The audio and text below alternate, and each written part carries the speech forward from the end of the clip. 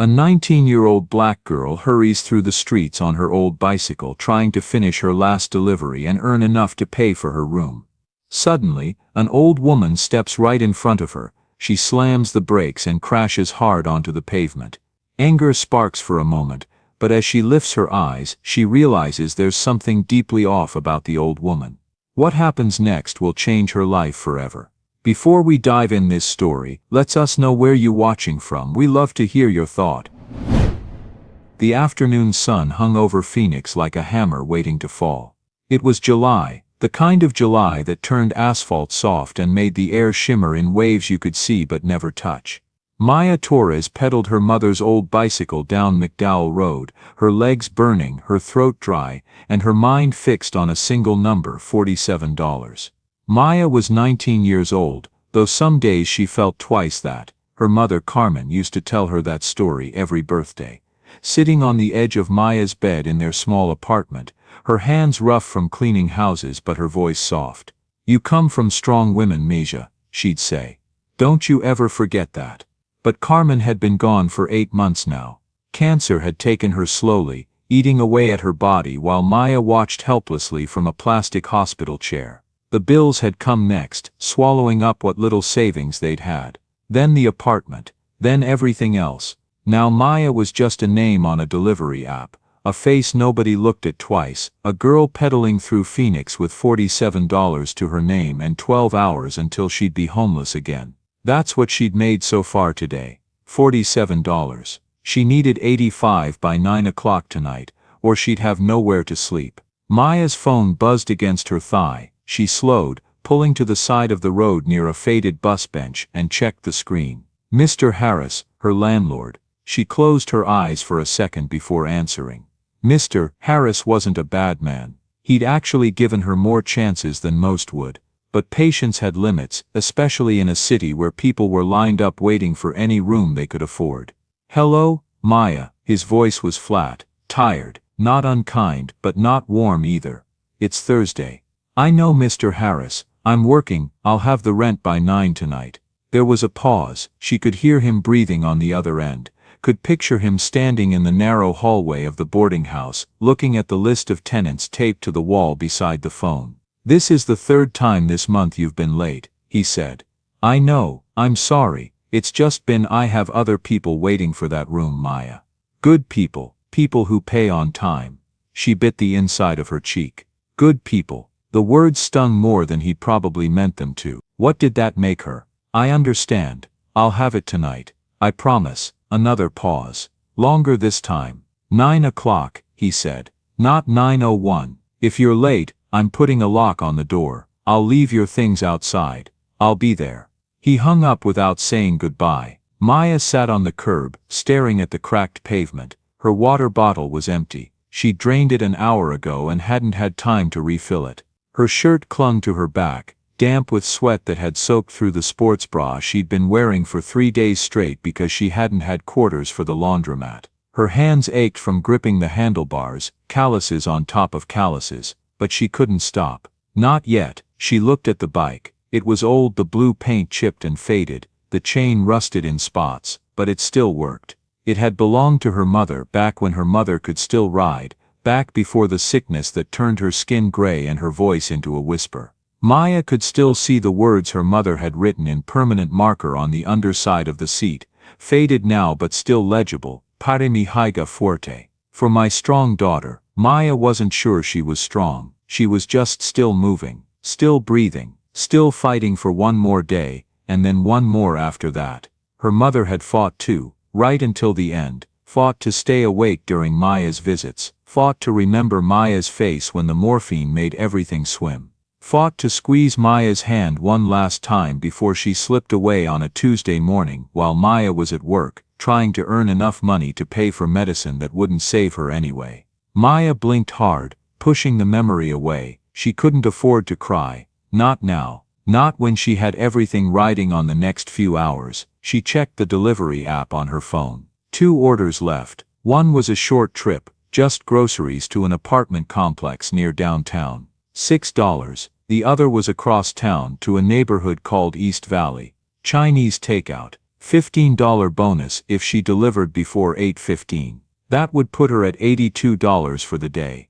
Close enough. She could maybe ask Mr. Harris for an extension on the last $3, maybe, or she could skip dinner tomorrow and use what she had left. She tapped accept on the second order, and pedaled toward the restaurant, a small Chinese takeout place squeezed between a laundromat and a check-cashing store. The owner, an older man with gray hair and a stained apron, handed her the bag without a word, but she saw the way he looked at her, the way his eyes softened just a little when they landed on her face, thin and tired, and trying so hard to look like everything was fine. Pity. She hated pity. Thanks, she said, and turned to leave. Be careful out there, he called after her. It's getting dark. She nodded and walked her bike out into the parking lot. The sun was sinking now, turning the sky deep orange that bled into purple at the edges. She had 45 minutes to make the delivery. It was doable, tight, but doable. She swung her leg over the bike, adjusted the insulated bag so it wouldn't slide, and started pedaling. Her legs protested immediately, muscles that had been working since 6 that morning now screaming for rest, but she ignored them. She thought about the room at Mr. Harris's place. It wasn't much. A single bed with a thin mattress that sagged in the middle, a window that didn't close all the way, letting in cold air in winter and hot air in summer. A shared bathroom down the hall that always smelled like bleach and other people's problems. But it was hers, it was safe, it was all she had. The streets began to thin as she left the commercial district and moved into a quieter part of town. Fewer cars, fewer lights. Maya picked up speed, racing against the clock. 28 minutes left. She could make it. She had to make it. The sky had turned dark now, that deep purple black of desert twilight. The street lights flickered on one by one, casting pools of sickly yellow light across the pavement. Maya's breath came in short gasps as she pedaled harder, the delivery bag bouncing against her back with each rotation. She turned onto 7th Street, a long straight stretch that would cut her travel time. The road was mostly empty at this hour, just a few cars passing in the opposite direction. Maya didn't slow down, she couldn't afford to, and then without warning, a figure stepped directly into the street. Maya's heart lurched into her throat. She slammed on the brakes, the old pads squealing in protest. The bike's front wheel locked up. Maya felt herself pitching forward, the handlebars twisting in her grip. She tried to steer, tried to compensate, but the momentum was too much. The bike went down hard. Maya hit the pavement with her shoulder first, then her hip, the rough asphalt tearing through her thin shirt. The delivery bag flew off her back, landing several feet away with an ominous crunch. The bike clattered beside her, the pedal scraping across the ground with a metallic shriek. Pain exploded through Maya's shoulder and side. For a moment she just lay there, stunned, staring up at the darkening sky. Then the pain sharpened into something hot and immediate, and she gasped, rolling onto her back. Jesus Christ! Maya shouted, her voice cracking with pain and fury. She pushed herself up on one elbow, wincing. What the hell is wrong with you? You can't just walk into the street like that. The figure stood a few feet away, not moving. An old woman, small and frail, wearing a beige cardigan despite the heat. She stared at Maya with wide, confused eyes, her mouth slightly open. Maya struggled to her feet, ignoring the way her hips screamed in protest. She could feel blood trickling down her arm where the pavement had scraped skin away. Are you trying to get yourself killed? Maya yelled, all the fear and frustration of the day pouring out of her. Do you have any idea? She stopped. The woman wasn't responding. She was just standing there, blinking slowly, her hands clutching a brown leather purse to her chest.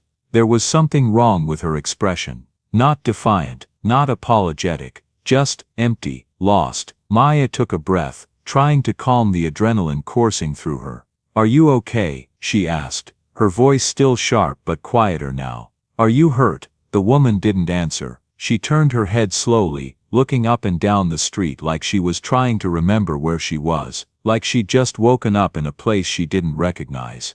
Maya grabbed her bike from the ground, checking it quickly. The chain had come off, the front wheel was bent slightly, but it might still work. She looked at the delivery bag lying in the street and felt her stomach sink. She picked it up and opened it carefully. The containers inside had burst open, sauce and rice and pieces of chicken coating the inside of the bag. Ruined. Completely ruined. God damn it. Maya threw the bag down, her hands shaking with rage and despair. That was it. That was her rent. That was her room. That was everything. She looked at her phone. 24 minutes left, and she had nothing to deliver. The customer would complain. The app would suspend her account. Mr. Harris would lock the door. She was going to be homeless. Again. Maya spun toward the woman, fury blazing in her chest. Do you see what you did? Do you? But the words died in her throat. The woman had started to cry. Silent tears were running down her weathered cheeks, her face crumpling like a child's. She reached out toward Maya with one trembling hand. Please, the woman whispered. Please, I don't know where. Maya felt her anger drain away, replaced by something colder and heavier. Dread, recognition. She stepped closer, studying the woman's face. Pale blue eyes, clouded with confusion. Silver hair falling loose from pins, the cardigan buttoned wrong. And that expression, that terrible frightened expression of someone whose mind had betrayed them. Maya had seen that expression before, on her mother's face, in those final weeks. Maya said, her voice gentler now despite everything. Are you lost? Do you know where you are? The woman shook her head slowly. I was going home, I think, but I can't. She looked around again, her breathing getting faster, more panicked. I can't remember where. She reached out and grabbed Maya's hand, gripping it with surprising strength. Are you Maria? She asked desperately. No, that's not right. Are you my daughter? You have to help me. I need to get home. My daughter is waiting. Maya's chest tightened. She tried to pull her hand back gently, but the woman held on, her fingers digging into Maya's palm. I'm not your daughter, Maya said carefully, but I can help you. Do you have any identification? A phone? Someone I can call? The woman stared at her blankly, then looked down at the purse she was clutching. She opened it with shaking hands and began pulling things out. A tissue, a lipstick, coins that fell to the ground and rolled into the gutter, a crumpled receipt, but no wallet, no phone. Maya felt panic rising in her own chest now. What was she supposed to do? She looked at her phone again. 22 minutes. She could call 911, wait for them to come, and then leave. Let the professionals handle it. She still might make it back in time if she hurried, if she left right now. But the woman was still holding her hand, still looking at her with those frightened, pleading eyes. Please don't leave me, the woman whispered. Please, everyone keeps leaving me. Maya closed her eyes. She thought of her mother, alone in that hospital room, calling out for Maya who couldn't always be there. She thought of the nights Carmen had been confused and afraid, asking for people who were long dead, begging not to be left alone in the dark. What if someone had walked away from her mother when she needed help? Maya opened her eyes and looked at the woman more carefully. That's when she saw it. Around the woman's neck, partially hidden beneath the collar of her cardigan, was a thin silver chain. At the end of it hung a small oval pendant. May I? Maya asked, gesturing to the necklace. The woman nodded, confused but compliant. Maya gently lifted the pendant and turned it over. Engraved on the back, in tiny elegant script, were the words Eleanor R. Whitmore, 2847 Camino Verde, Arcadia Heights. In case of emergency, call 602-555-0147. Eleanor. Her name was Eleanor. Maya pulled out her phone and typed the address into the map. Her stomach dropped when she saw the result. 16.3 miles, 1 hour and 20 minutes by bike. She looked at the time. 20 minutes until her delivery window closed. 40 minutes until Mr. Harris locked the door. She looked at the ruined food in the bag, at her scraped and bleeding arm, at the bent wheel on her bike, at everything that had just fallen apart. And then she looked at Eleanor, who was crying quietly, still holding Maya's hand, like it was the only solid thing in a world that had stopped making sense. Maya made a decision. She pulled out her phone and opened the delivery app. Her finger hovered over the screen for just a second before she pressed cancel delivery. The app asked, "Are you sure you want to cancel?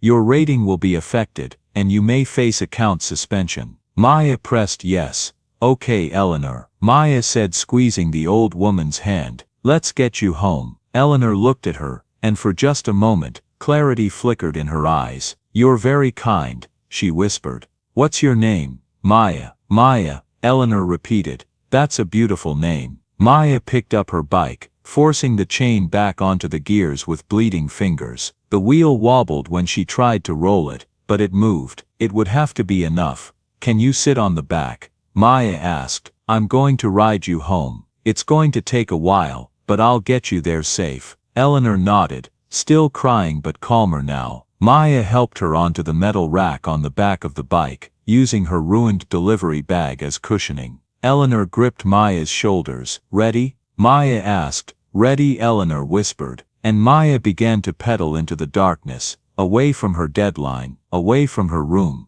away from everything she'd been fighting for all day, towards something she couldn't name but knew, somehow, was more important than all of it. Her phone buzzed with messages, the customer complaining, the app warning her, Mr. Harris probably, checking where she was. Maya didn't look at any of them. She just kept pedaling, with Eleanor's weight on the back of the bike, and Eleanor's hand on her shoulder, two strangers bound together by chance and choice in the dark Phoenix night. The first few blocks were the hardest. Maya's legs were already exhausted from a full day of deliveries, and now they had to compensate for the wobble in the front wheel and the extra weight of Eleanor perched precariously on the back rack. Every push of the pedals sent a jolt of pain through Maya's scraped shoulder, and she could feel warm blood soaking into her shirt where the pavement had torn skin away. But she didn't stop. "Where are we going?" Eleanor asked after they'd gone several blocks. Her voice sounded small and childlike, so different from what Maya imagined it usually was. "I'm taking you home," Maya said, trying to keep her voice steady despite her labored breathing.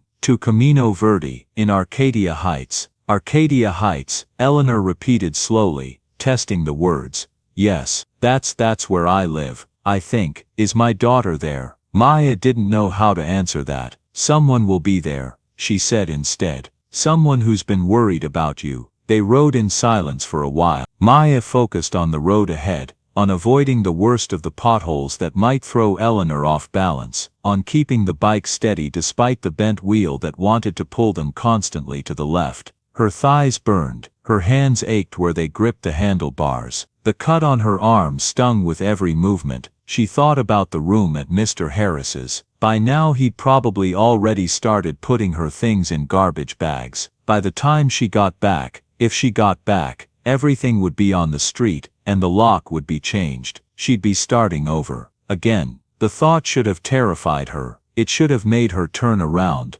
drop Eleanor at the nearest fire station or hospital, and race back to salvage what she could. But strangely, Maya felt calm, exhausted and in pain, yes, but calm. "What's your name?" Eleanor asked suddenly. "Maya, I told you before, remember?" "Maya," Eleanor said, turning the name over in her mouth like she was tasting it. "That's lovely." "Yes, ma'am." "My housekeeper was named Rosa," Eleanor said. "She was from Mexico. She made the most wonderful tamales." She paused. "I wonder where Rosa is now." Maya didn't answer. She was too focused on pedaling, on breathing, on making it to the next street light, and then the next one. After 30 minutes, Eleanor spoke again, her voice different now, smaller, more frightened. "I'm scared," she whispered. Maya felt Eleanor's grip tighten on her shoulders. "It's okay to be scared," Maya said gently, "but you're safe. I've got you." "Everything is so mixed up in my head," Eleanor continued, and Maya could hear tears in her voice. "I know things, and then I don't know them. I recognize places, and then they're strange. It's like trying to see through water. Everything's there, but nothing's clear." Maya's throat tightened. Her mother had said almost the exact same thing once, near the end. "It's like I'm disappearing," Carmen had whispered. "Like I'm turning into water, and just flowing away." "What's happening to me?" Eleanor asked, and she sounded so lost, so terrified, that Maya had to blink back tears. "You're going to be okay," Maya said, even though she knew it wasn't true. Whatever was wrong with Eleanor, Alzheimer's, probably, given the medical alert tag, wasn't something that got better. But sometimes people needed to hear the lie more than they needed the truth. "You're going to be home soon, and everything will feel better there." They reached the edge of the city and the road began to climb. The neighborhoods changed. The houses grew larger, set farther back from the street behind walls and gates. Trees appeared, tall and old, their branches forming canopies overhead. The air smelled different here, cleaner, with hints of chlorine from swimming pools and jasmine from manicured gardens. Maya had never been to this part of Phoenix before. This was where people with money lived, people with security and futures and retirement plans, people who didn't have to choose between eating and paying rent. She had to stand up on the pedals to keep the bike moving uphill. Her legs screamed in protest. Sweat poured down her face, stinging her eyes. She could taste blood where she'd bitten the inside of her cheek. "Are you tired?" Eleanor asked, her voice full of concern. "A little," Maya admitted. "We can stop if you need to rest."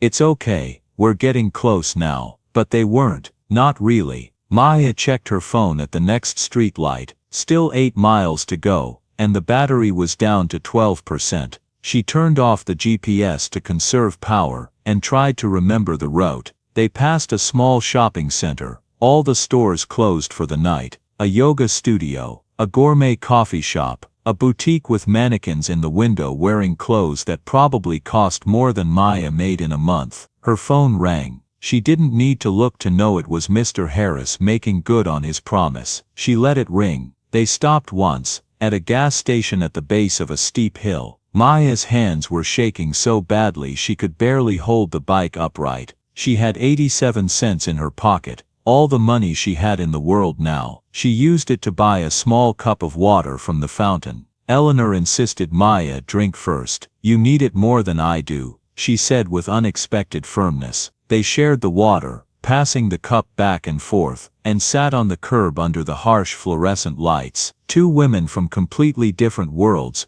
brought together by accident and circumstance. "Why are you helping me?" Eleanor asked, looking at Maya with clear eyes for the first time since the accident. "You don't even know me." Maya thought about that. She thought about all the people who must have passed Eleanor on the street before Maya came along. People who'd seen an old woman wandering confused and had looked away, unwilling to get involved. She thought about the nurses who'd treated her mother like a burden. She thought about the world that made it so easy to not see each other. "Because someone should," Maya said finally. "Because you deserve to get home safe. Because," she trailed off, not sure how to put the rest into words. Because her mother had taught her that people mattered more than money. Because walking away would have meant becoming the kind of person who could walk away. Because some choices defined who you were, and Maya needed to be someone who stopped. Eleanor reached out and took Maya's hand. Her skin was thin and soft, like tissue paper, but her grip was warm. "Thank you," she whispered.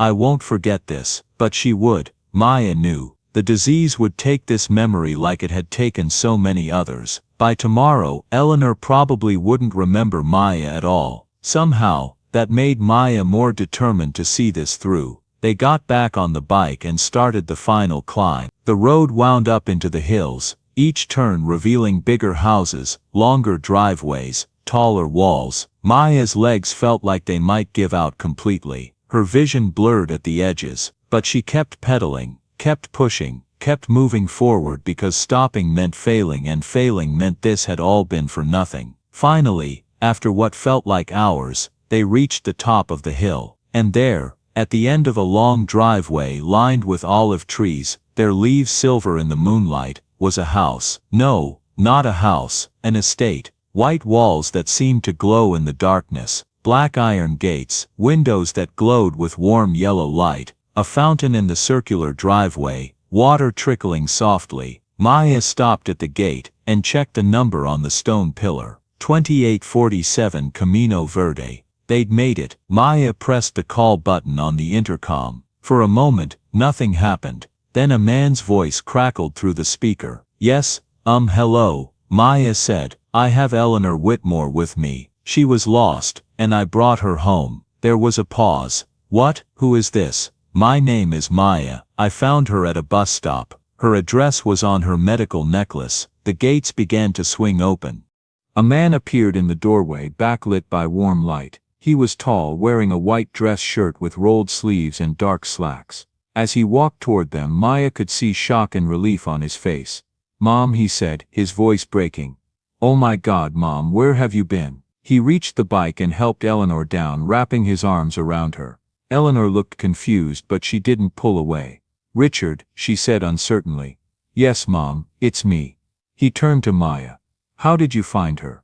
"We've been looking everywhere. We were about to call the police." Maya explained quickly. "The bus stop, the necklace, the ride across town." Richard stared at her. "You rode all the way here on a bike?" He shook his head. "Come inside, please, let me get you some water. We need to thank you properly." But Maya shook her head. She glanced at her phone. 9:03. She was already late. "I should go," she said. "No, wait," Richard said. "At least let me give you something." "I don't want anything," Maya said. "I just wanted to make sure she got home safe." Richard pulled out a business card and scribbled something on the back. "That's my personal number," he said. "If you ever need anything, please call me." Maya took the card and slipped it into her pocket. "Thank you." She climbed back onto her bike and rode off into the dark, unaware that her room would be locked and her belongings in garbage bags on the step. By the time Maya reached the boarding house, it was 9:40. The lights were off, the door was locked, and sitting on the front step stuffed into 2 plastic garbage bags were all of her belongings. Maya sat on the curb, her bike beside her, the bags at her feet. She didn't cry. Crying didn't fix anything. She thought about the business card Richard had given her. She could call him. But no. She'd done what she did because it was right, not because she wanted something back. After 20 minutes, she found herself outside Carlos's auto repair. The shop was closed, but there was a light on in the back. Maya knocked on the side door. Carlos opened it, a can of beer in one hand. He was in his 60s with gray hair and a weathered face. He looked at Maya, then at the bags and sighed. "Otra vez," he said. "Again."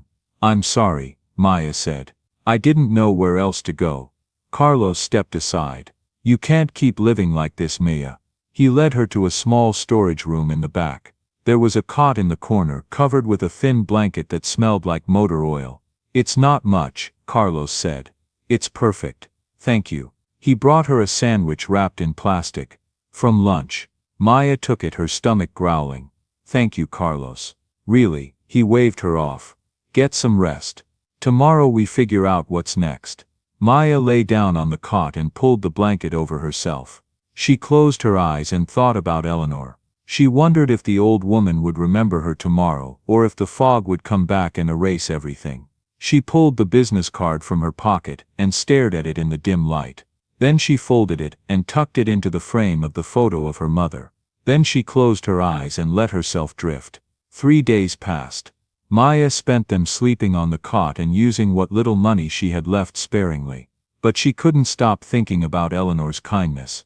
On the 3rd night, she lay awake staring at the ceiling, thinking about her mother's last words. "Don't be so afraid of letting people help you. Pride can keep you warm, but it can't keep you alive." The next morning her phone rang. Unknown number. She answered hesitantly. "Hello, is this Maya Torres?" The voice was male, smooth, professional. "Yes, who's this?"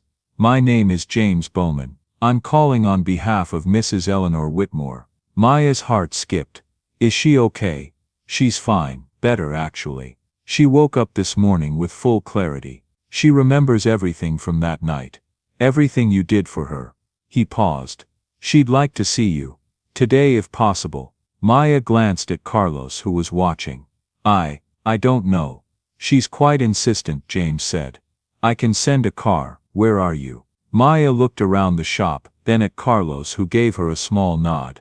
"I'm at Carlos's auto repair," she said, and gave him the address. "I'll be there in 30 minutes.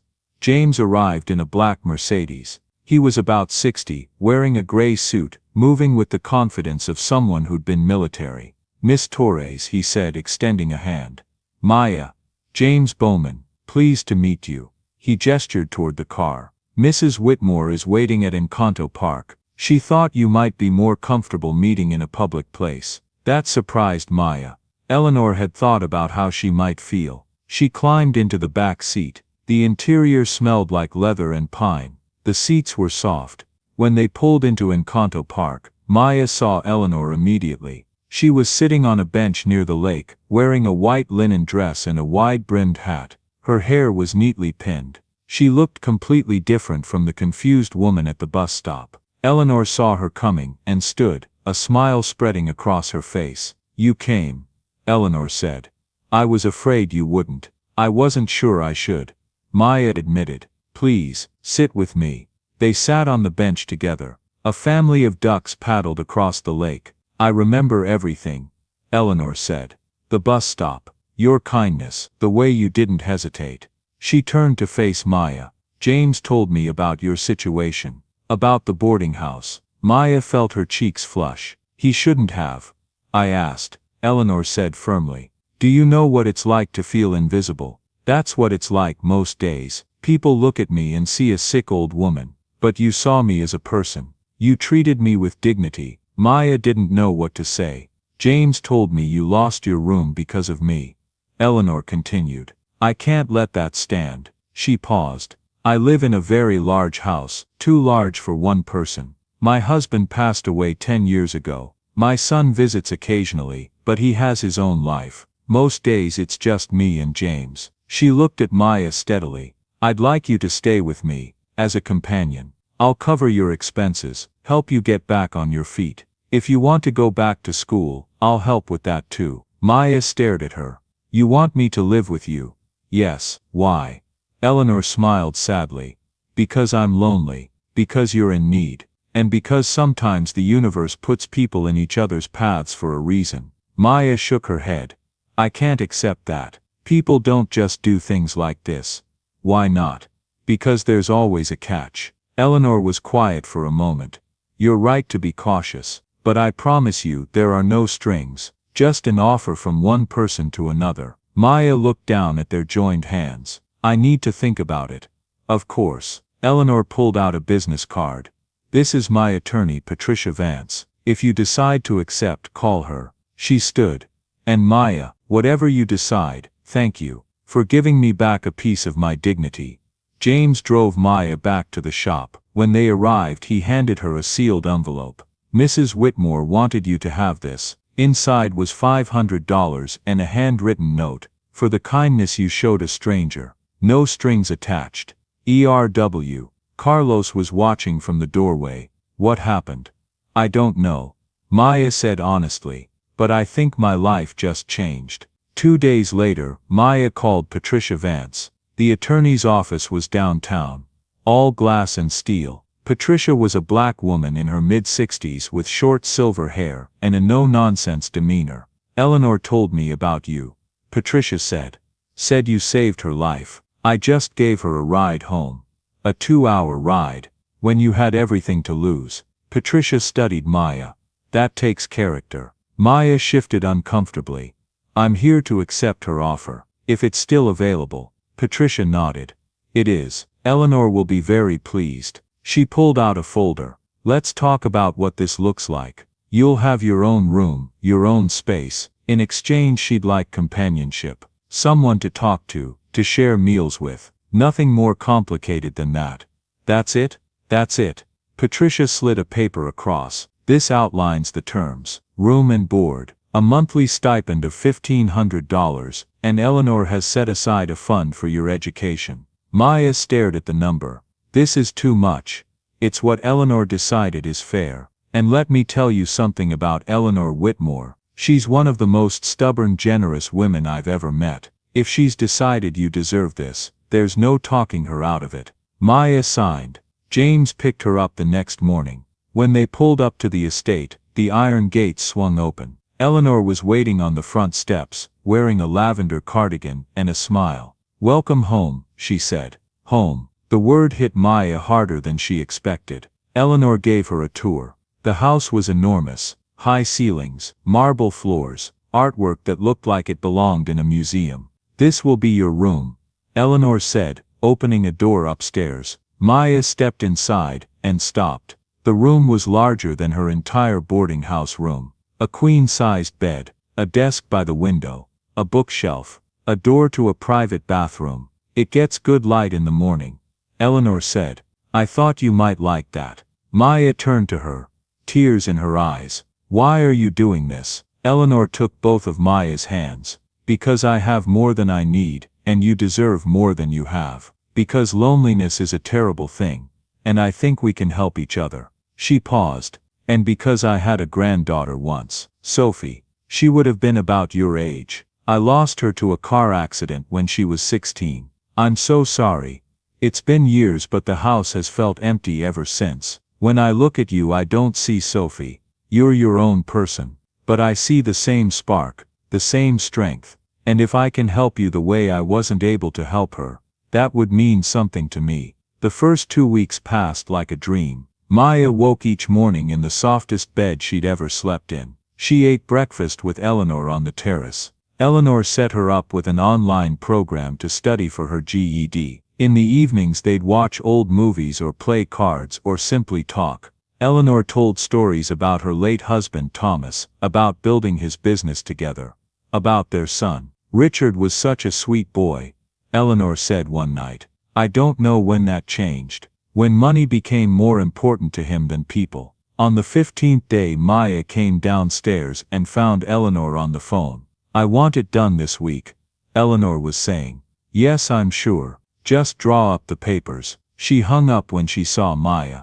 "Everything okay?" Maya asked. Eleanor smiled. "Just some legal business. Nothing to worry about." That afternoon, a silver Lexus pulled into the driveway. Richard Whitmore had come to visit. Maya was in the garden when Richard arrived. She was helping Eleanor with the roses. "Mom," Richard's voice carried across the lawn. "I didn't know you were expecting company." Eleanor straightened.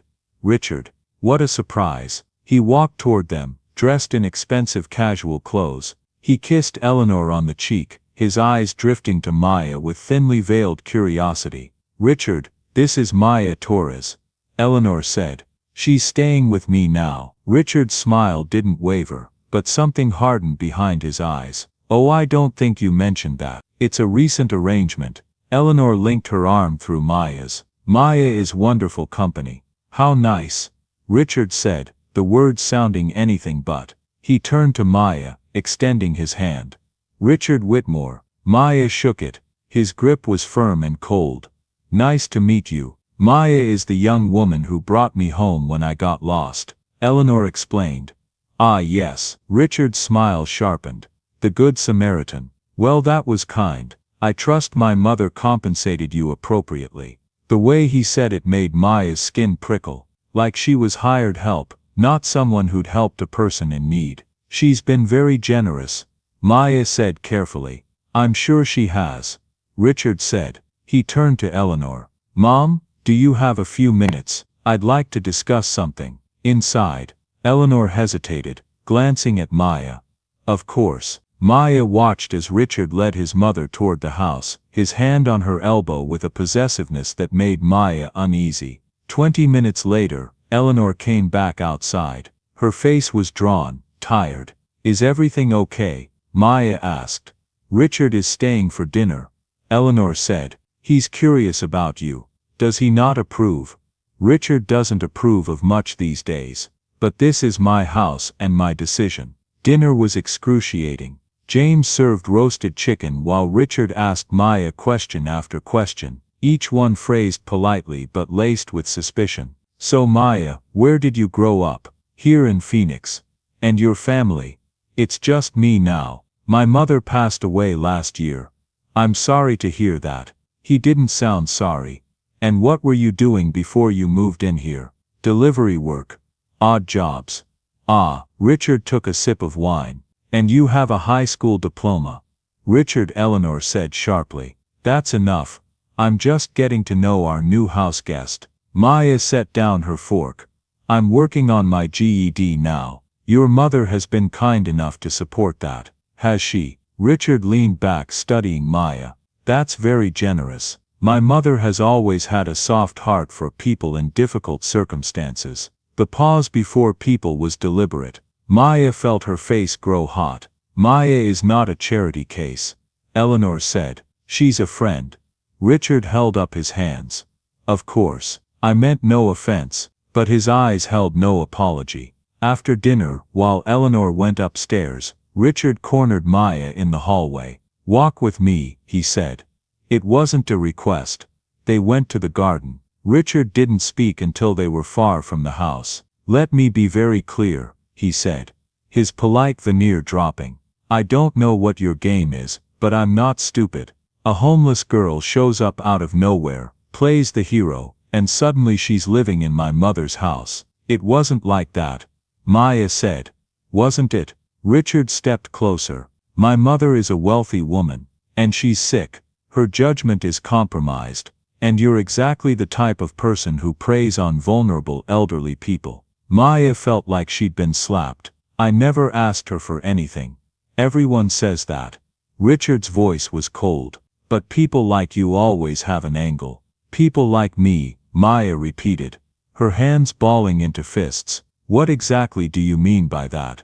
Richard's smile was cruel. "Don't play dumb. You're a poor girl with no family, no prospects. My mother is rich and lonely and losing her mind. It's not hard to see how this plays out." "You're wrong about me," Maya said, her voice shaking. "And you're wrong about your mother." "For now," Richard said.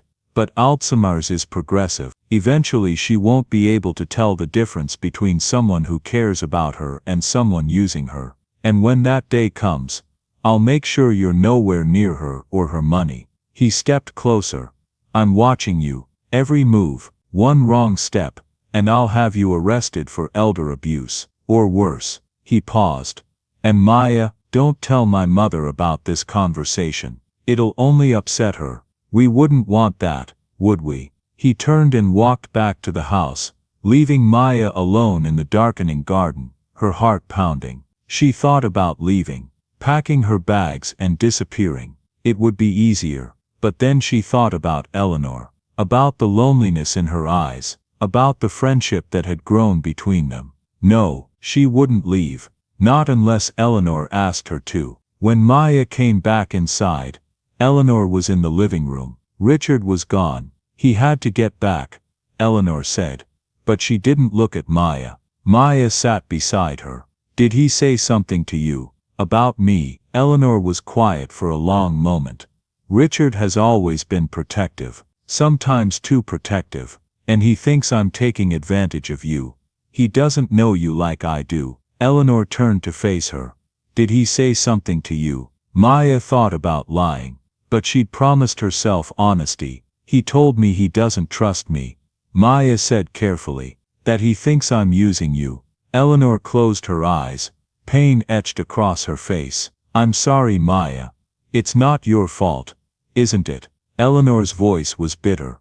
"I raised him. Somewhere I failed to teach him that people can be kind without wanting something." She took Maya's hand. "Please don't let his suspicions drive you away. I need you here. I'm not going anywhere," Maya promised. "Not unless you want me to." "Never," Eleanor said fiercely.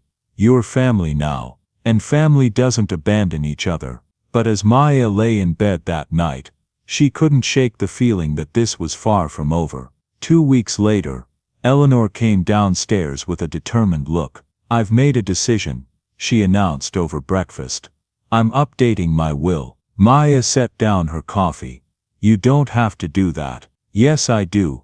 Eleanor pulled out a folder. "Patricia is coming this afternoon. I'm creating an educational trust for you. Enough to cover college, or whatever you want to pursue." "Eleanor, that's too much. It's my money and my decision. You've given me back something I thought I'd lost. Purpose, joy. This is how I want to thank you." "But Richard has his own money. This doesn't take anything from him."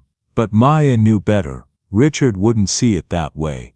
Patricia arrived at 2 o'clock. Maya stayed upstairs, but her stomach churned with anxiety. What Maya didn't know was that across town, Richard was sitting in a private investigator's office. The investigator slid a paper across the desk. "Not much, honestly. She's clean. No criminal record beyond a shoplifting warning when she was 17. Stealing food. Charges were dropped." "She's a thief," Richard said. "She was a hungry kid." "There's a difference. Keep digging," Richard said coldly. "I need proof she's manipulating my mother. Whatever it costs." A week later, Maya's phone rang. Unknown number. Is this Maya Torres? A woman's voice. Professional. Cold.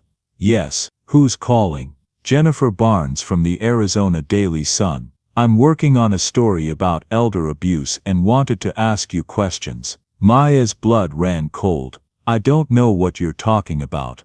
You're living with Eleanor Whitmore, correct? An elderly woman with Alzheimer's, who recently changed her will to include you. How do you know that? I have a source. Is it true? I'm not talking to you, Maya said, her hands shaking. My story is running whether you comment or not. There is no story, Maya said. Eleanor is my friend. That's all. A friend who's giving you money. That seems like quite a friendship. Leave me alone, Maya said, and hung up. She ran inside, finding Eleanor in the living room. Someone from a newspaper just called. They're writing a story about us. Eleanor's face went pale. Richard, she whispered. He must have leaked it. The next day the article ran.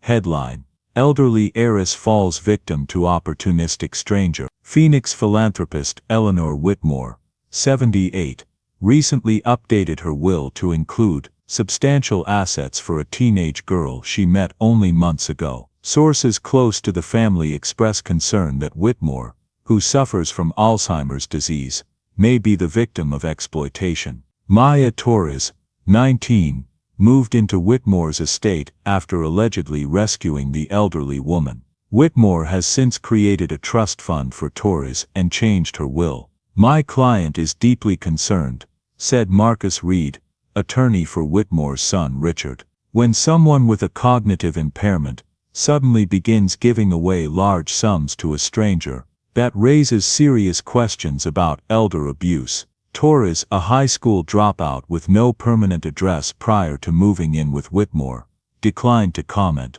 The case highlights growing concerns about vulnerable seniors being targeted by individuals seeking financial gain. Maya read the article 3 times, each word hitting like a physical blow. High school dropout, no permanent address. The implications were clear. She was trash.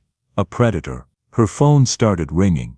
Unknown numbers, reporters. She turned it off. Eleanor found her sitting on the floor of her bedroom, the newspaper clutched in her hands. Oh Maya, Eleanor said, sinking down beside her. I'm so sorry. They think I'm using you, Maya whispered. They think I'm some kind of con artist. Anyone who knows you knows that's not true. But nobody knows me. Maya's voice cracked. Nobody except you. And Richard is the one telling everyone I'm a liar. Eleanor pulled her close, and Maya finally let herself cry. Great shaking sobs. We'll fight this, Eleanor said. Patricia is already drafting a response. But Maya knew it was too late. The damage was done. The phone calls started that afternoon. Reporters camped outside the gate. Neighbors who'd always smiled now stared with suspicion. That night, Eleanor made call after call, defending Maya to friends, to board members of her charities, to anyone who would listen. She's a good person, Eleanor kept saying. She saved my life. But Maya could hear the doubt creeping into some of the voices. By association, Eleanor was tainted now. Finally Eleanor hung up and buried her face in her hands. This isn't right, Maya said quietly. I should leave. This is destroying your reputation. No, Eleanor's voice was steel. That's exactly what Richard wants. If you leave now, he wins. But what if I am hurting you? Eleanor gripped Maya's hands tightly. You saved my life. Not just that night, but every day since. This house was a tomb before you came. Don't you dare let my son's cruelty make you doubt that. Outside, a car with a camera pulled up to the gate. The legal papers arrived on a Tuesday morning. Petition for emergency guardianship Richard Whitmore, Eleanor R. Whitmore. Eleanor read through them, her coffee growing cold. He's arguing that I'm mentally incompetent, she said, her voice hollow. That I need a legal guardian. And he's petitioning to have Maya removed from the house immediately as a potential threat. Patricia arrived within the hour. He can file the petition. Whether a judge will grant it is another matter. But the newspaper article doesn't help. If the court believes there's even a possibility of exploitation, they might grant a temporary order. How long would that take? Maya asked. Months. Eleanor stood so quickly her chair scraped. Absolutely not. I'm calling my doctor right now. I'll get a full competency evaluation. I'll prove I'm of sound mind. The next day a news van parked outside. A reporter did a stand-up behind these gates. A legal battle is brewing that raises disturbing questions about elder abuse. Eleanor Whitmore is at the center of a guardianship case filed by her own son, who claims a teenage stranger has manipulated her way into his mother's life and fortune. Maya stopped leaving the house, stopped looking at her phone, stopped reading the news. But Eleanor wouldn't let her hide. We have a court date, Eleanor said. A preliminary hearing, and you're coming with me. I want the judge to meet you, to see for himself that you're a real person, not some tabloid monster. The weekend before the hearing, something shifted. It started with a letter to the editor in the Arizona Republic, written by Rosa Delgado. To the editor, I read with disgust your coverage of the Eleanor Whitmore case. I worked as Mrs. Whitmore's housekeeper for 15 years. I know her well. I also know her son. Eleanor Whitmore is one of the kindest, sharpest, most generous women I've ever met. Her son Richard visited perhaps twice a year. He called only when he needed something. I watched Eleanor's loneliness grow. If she's found companionship with this young woman, if she's chosen to help someone in need, that's not exploitation. That's who Eleanor has always been. Perhaps instead of investigating Maya Torres, you should investigate why a son who couldn't be bothered to visit suddenly cares so much about her finances. The letter went viral. By Sunday, I Stand With Eleanor was trending. People who'd known Eleanor from her charity work came forward. Board members from the Alzheimer's Association released a statement supporting her right to make her own decisions. And then on Sunday night, the doorbell rang. James came back looking stunned. There are people at the gate. A lot of people. Maya and Eleanor went to the window. Outside, dozens of people stood holding candles. Some held signs. Eleanor deserves dignity. Kindness is not a crime. Eleanor walked outside, Maya beside her, and approached the gate. The crowd pressed closer. Mrs. Whitmore, we're here to support you. Eleanor's hand flew to her mouth. Tears streamed down her face. Thank you, she called out. Thank you so much. We won't let them do this to you. Someone shouted. One by one, people shared stories of Eleanor's generosity, her kindness, her fierce advocacy for people with Alzheimer's. Richard had tried to paint her as a senile victim, but the community knew better. The preliminary hearing took place in a courtroom packed with observers. Reporters lined the back. The vigil participants filled the gallery. Richard sat with his attorney Marcus Reed, a man with silver hair and an expensive suit. Eleanor and Patricia sat at the defense table. Maya sat in the row behind them. Judge Helen Morrison, a black woman in her 50s with a reputation for fairness, entered. All rise. The hearing began. Marcus Reed spoke first, painting Eleanor as vulnerable, her cognitive decline making her susceptible to manipulation. He entered the newspaper articles as evidence. He called a medical expert who testified about how Alzheimer's patients could have good days that masked deeper impairment. Patricia cross-examined. Doctor, you've never examined Mrs. Whitmore, correct? That's correct. So your testimony is based on general patterns, not on Mrs. Whitmore's specific condition. Yes, and Alzheimer's progression varies dramatically from patient to patient. Of course, so it's possible that Mrs. Whitmore retains full decision-making capacity. The doctor hesitated. It's possible. Then Patricia called her witness, Dr. Susan Johnson, Eleanor's neurologist of 10 years. I examined Mrs. Whitmore extensively last week, Dr. Johnson testified. While she does have early-stage Alzheimer's, she absolutely retains the capacity to make informed decisions about her life, her relationships, and her finances. In your professional opinion, is Mrs. Whitmore being exploited? Absolutely not, Dr. Johnson said firmly. I've known Eleanor for a decade. Her decision to welcome Miss Torres is entirely consistent with her character and values. If anything, I've seen her mental health improve since forming this friendship. Isolation is damaging for Alzheimer's patients. Companionship is protective. The courtroom stirred. Finally, Judge Morrison called Eleanor to the stand. Eleanor walked to the witness box slowly but with dignity. She was sworn in. Mrs. Whitmore, Patricia began gently. Can you tell the court about the night you met Maya Torres? Eleanor did. She spoke clearly about being lost and afraid. About Maya stopping when everyone else walked past. About the 2-hour bike ride. She gave up everything to help me, Eleanor said. She lost her home that night, her job, everything. And she did it anyway, expecting nothing in return. And why did you invite her to stay with you? Because I was lonely, Eleanor said simply. Because my house was empty and my heart was empty, and she filled both. Because showing kindness to someone who showed me kindness isn't exploitation. It's human decency. Marcus Reed stood to cross-examine. Mrs. Whitmore, isn't it true that you don't always remember things clearly? Yes, Eleanor said. I have Alzheimer's. Some days are harder than others. But I'm sitting here right now under oath, telling you the truth. Maya Torres is not using me. She saved me. And I won't let my son punish her for that. But you've changed your will to include her. Doesn't that seem extreme? Eleanor's eyes flashed. I've known my son for 55 years, and I've watched him visit me fewer times as I've gotten sicker. I've known Maya for 3 months, and she's been with me every single day. She reads to me when I can't focus. She holds my hand when I'm frightened. She reminds me who I am when I forget. Her voice broke.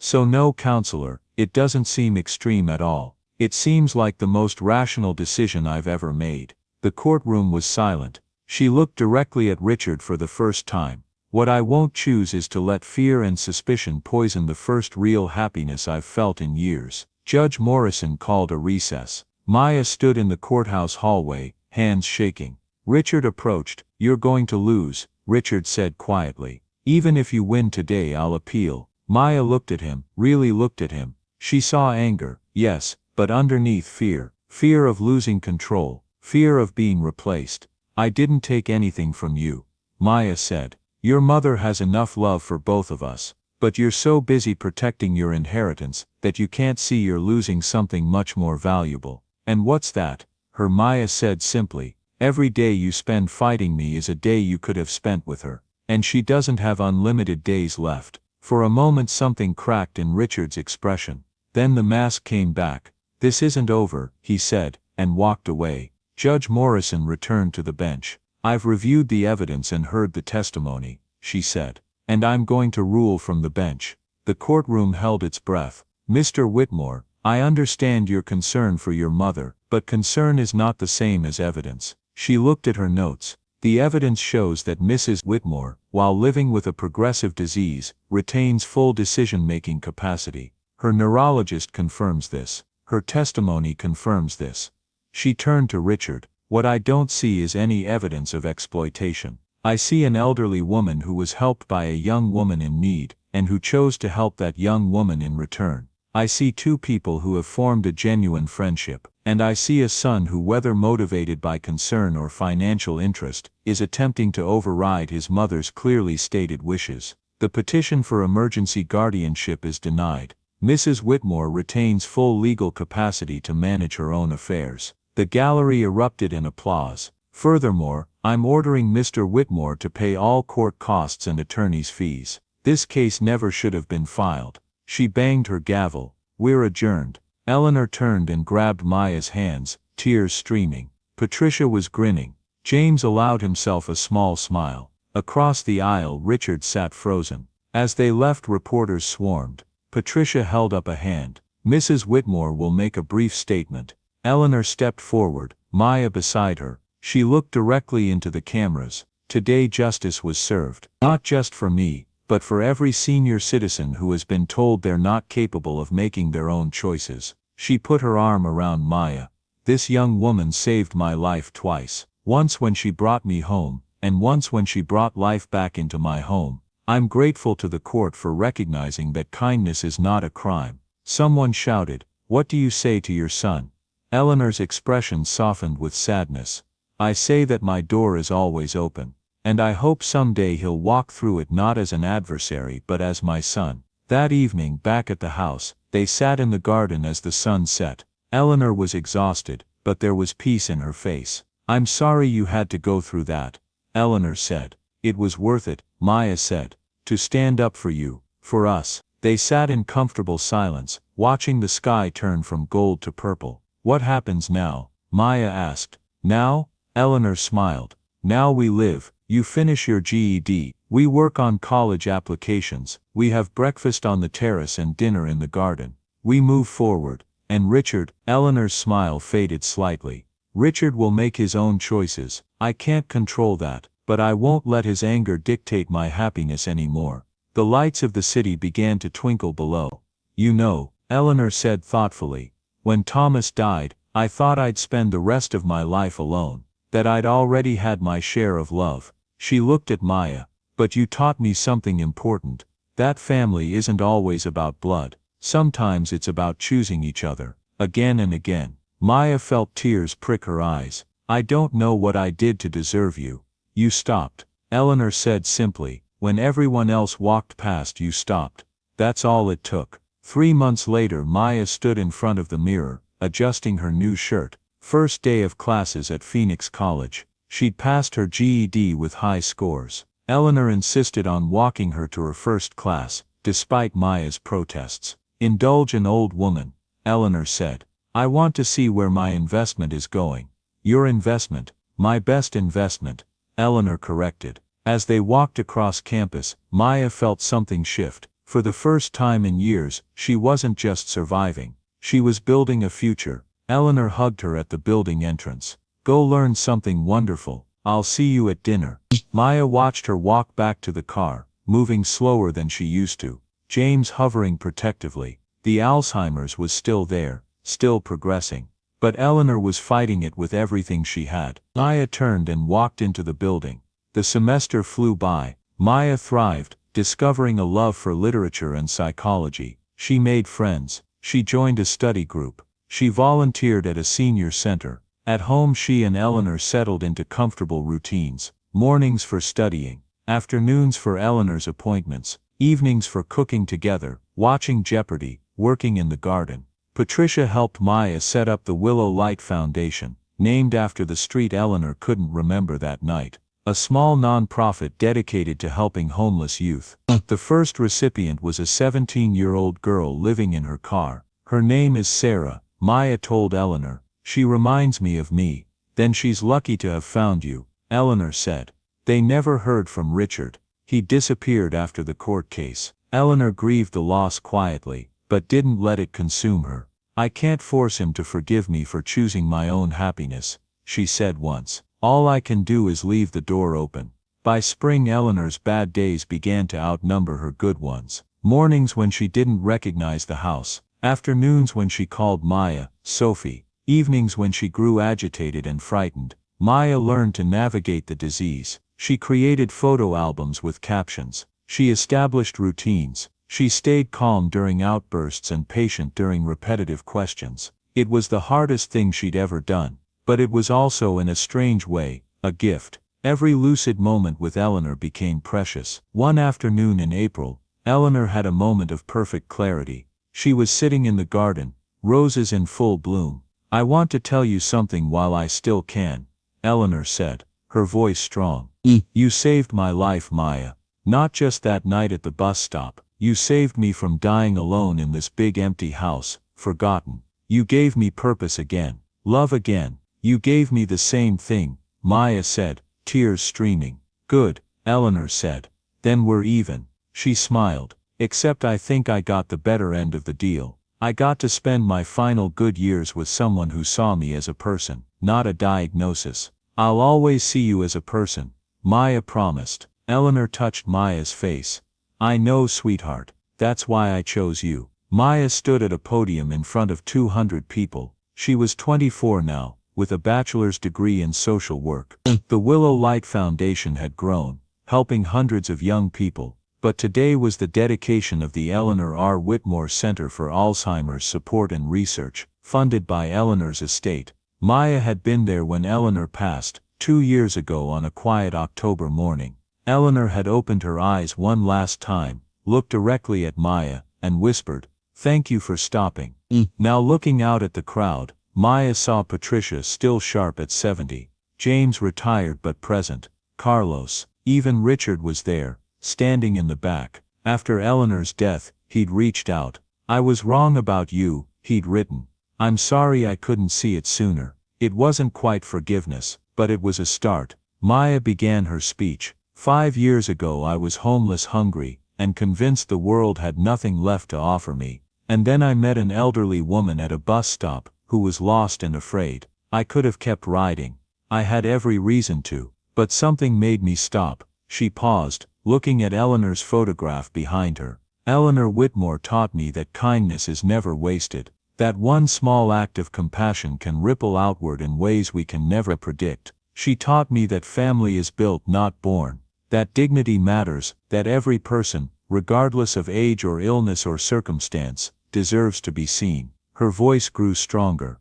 This center exists because Eleanor believed that people with Alzheimer's are still people, still deserving of respect, of love, of care, that honors who they are. And it exists because she taught me that when someone needs help, you stop. You don't walk past. You stop. She looked directly at the audience.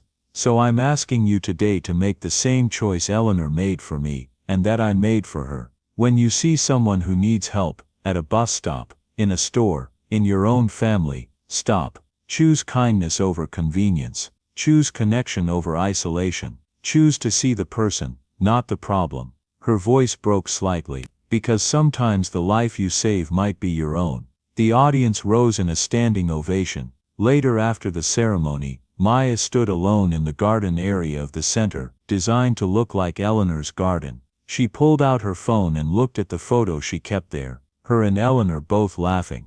"We did it," Maya whispered. "Everything you dreamed of, it's real." A voice behind her, "She'd be proud of you." Richard stood a few feet away, hands in pockets, looking weathered. "She was proud of you too," Maya said carefully. "Even at the end, she never stopped hoping you'd come back." Richard nodded, his throat working. "I know, I read her letters, Patricia gave them to me after." He looked away. "I wasted so much time being angry, and now she's gone." "I'm sorry," Maya said, and meant it.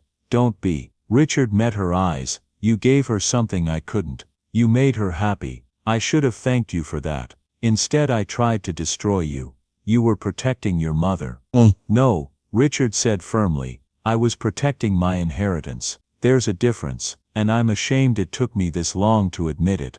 They stood in silence. "There's a board position opening up at the foundation," Maya said finally. "Patricia suggested I ask you." Richard looked surprised. "Me? Why?" "Because Eleanor loved you. And because everyone deserves a second chance." Richard's eyes filled with tears. "I don't deserve, none of us deserve grace," Maya interrupted. "We just receive it, and then we try to pass it on." She extended her hand. After a moment, Richard took it.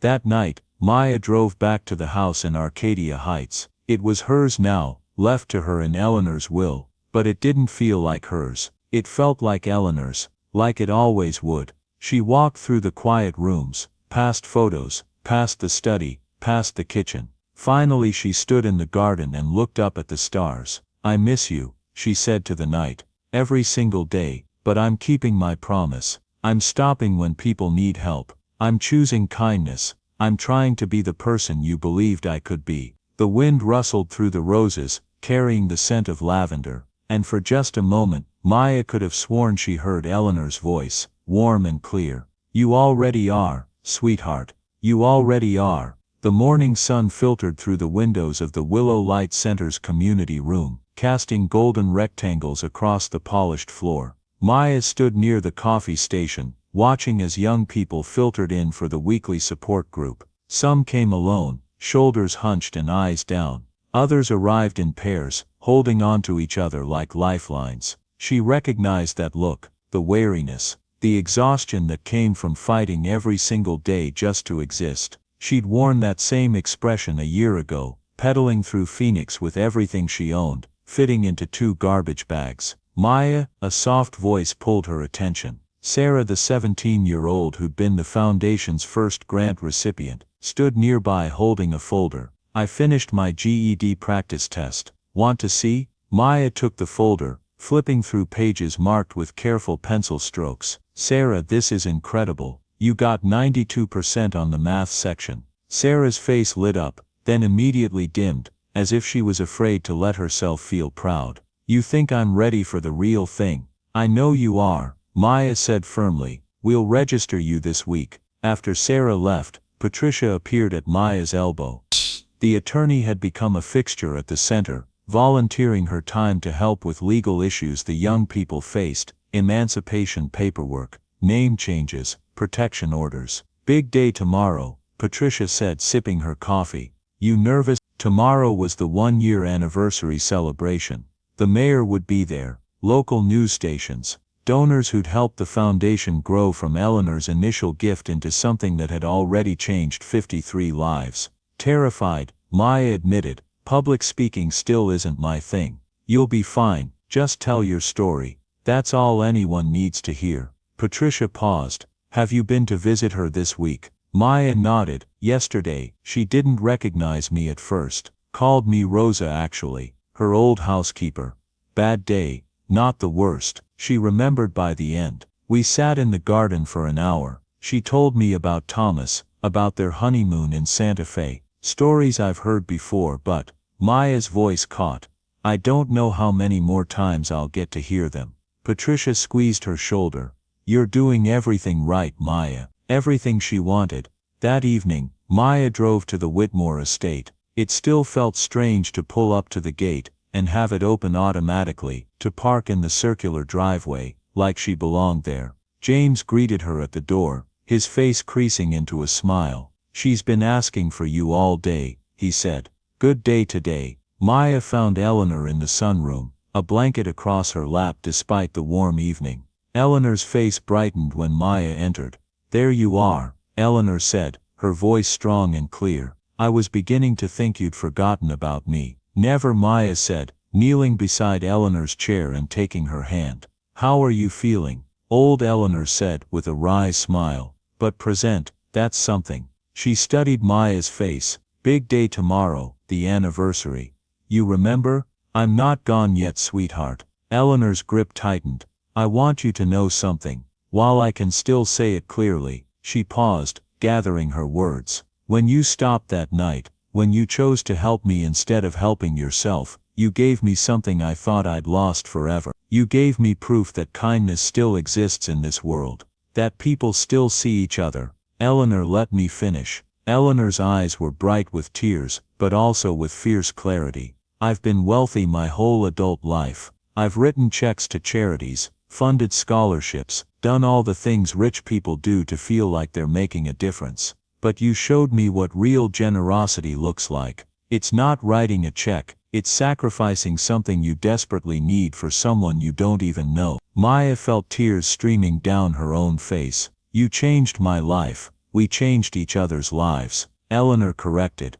That's what love does. Real love, the kind you choose. She reached up and touched Maya's cheek. You're my daughter now, not by blood, but by choice. And that makes it more real than anything biology could create.